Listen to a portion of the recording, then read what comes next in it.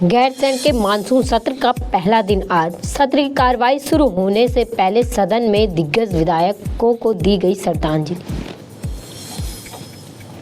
गैरसैंण में भारी बारिश का कहर, विधानसभा जाने वाली सड़कें कई जगह हुई बाधित। कोलकाता रेप मर्डर केस के बाद जागी पुलिस, अस्पतालों में महिलाओं की सुरक्षा के लिए बनाई गई एसओपी।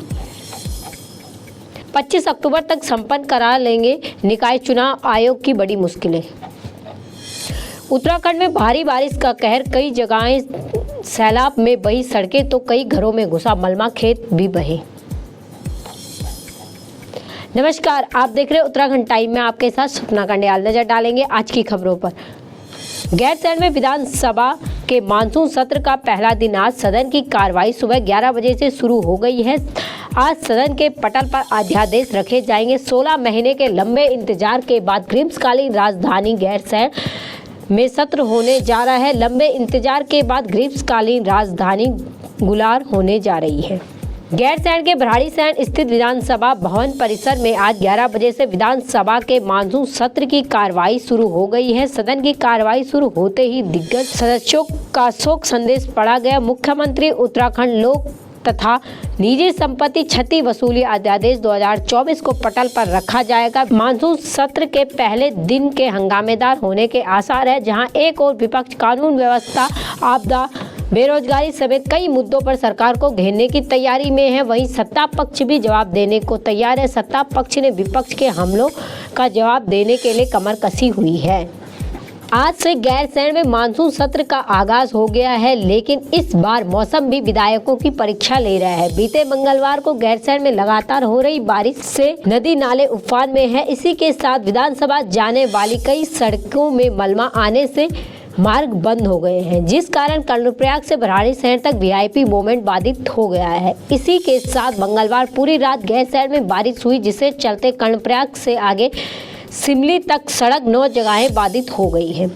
सुबह स्थानीय प्रशासन के द्वारा सड़कों को तत्काल खोलने का काम किया जा रहा है। इस दौरान पौड़ी और रुद्रप्रयाग के जिला अधिकारी के साथ चीफ मुख्यमंत्री शैलेश बगोड़ी के साथ सैकड़ों अधिकारी कर्मचारी घंटों फंसे रहे। कोलकाता में ट्रेनी डॉक्टर के साथ रेप मर्डर के बाद पूरे देश में आक्रोश है। कोलकाता कांड के बाद देहरादून पुलिस जाग गई है। दून में और कोरोनेशन अस्पताल में सुरक्षा की दृष्टि से नियुक्ति अतिरिक्त पुलिस बल तैनात किया गया है। अब पुलिस बल 24/7 वायरलेस हैंडसेट के साथ दोनों अस्पतालों में नियुक्त रहेगा। देहरादून के मुख्य राजकीय चिकित्सकों की व्यवस्था के लिए पुलिस द्वारा एसओपी तैयार की गई है। दून अस्पताल परिसर में स्थापित पुलिस चौकी में नियुक्त पुलिस बल के साथ ही अतिरिक्त पुलिस बल की तैनाती की गई है। इसके साथ ही कोरोनेशन अस्पताल में भी सुरक्षा की दृष्टि से पुलिस बल की नियुक्ति की गई है। अस्पतालों में नियुक्ति पुलिस बल 24/7 वायरलेस हैंडसेट के साथ ड्यूटी में नियुक्त रहेगा। ड्यूटी के दौरान पुलिस कार्मिकों की मौजूदगी मुख्य रूप से अस्पताल के इमरजेंसी वार्ड में रहेगी। वो समय समय पर चिकित्सालयों के अन्य स्थानों, OPD, parking area, waiting area और तथा अन्य वार्डों में भी नियंत्रण भ्रमण करेंगे। इसके साथ ही भारी असामाजिक तत्वों पर भी निगरानी रखेंगे।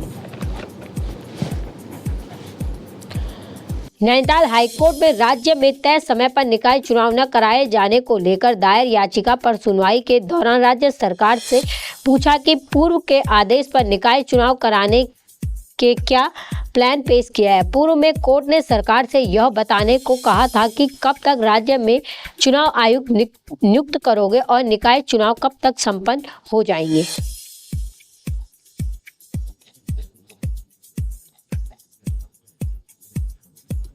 उत्तराखंड में बीती रात हुई भारी बारिश ने काफी नुकसान पहुंचाया है। टिहरी जिले के भिलंगना ब्लॉक क्षेत्र में बीती रात को बारिश आफत बनकर बरसी है। रात 2 बजे के लगभग बारिश घुत्तू भिलंग में भारी भूस्खलन हुआ है। कई मवेशियां जिंदा दफन हो गए। घुत्तू के आसपास लगभग 8 से 10 गांवों में अतिवृष्टि से जगह जगह भारी भूस्खलन और भूधसा हुआ है, जिस कारण जगह जगह सड़कें बह गई हैं। कई पुलिया भी आपदा की भेंट चढ़ गई है। घुत्तू देवलिंग में भारी बारिश से गौशालाओं पर मलबा आ गया। इसके साथ ही कर्णप्रयाग में भारी बारिश से नुकसान हुआ है। कई वाहन और घर मलबे की चपेट में आ गए हैं। भदाणी गांव के 4 घरों के अंदर पानी निकल रहा है। रात 3 बजे से लोगों में दहशत बनी हुई है। सुभाष नगर और अपर बाजार में कई वाहन मलबे की चपेट में आ गए हैं। देवतोली में एक घर का आंगन टूट गया और अन्य घरों में दरार आई हुई है। बाकी की तमाम खबरों के लिए जुड़े रहे हमारे साथ और देखते रहे उत्तराखंड टाइम।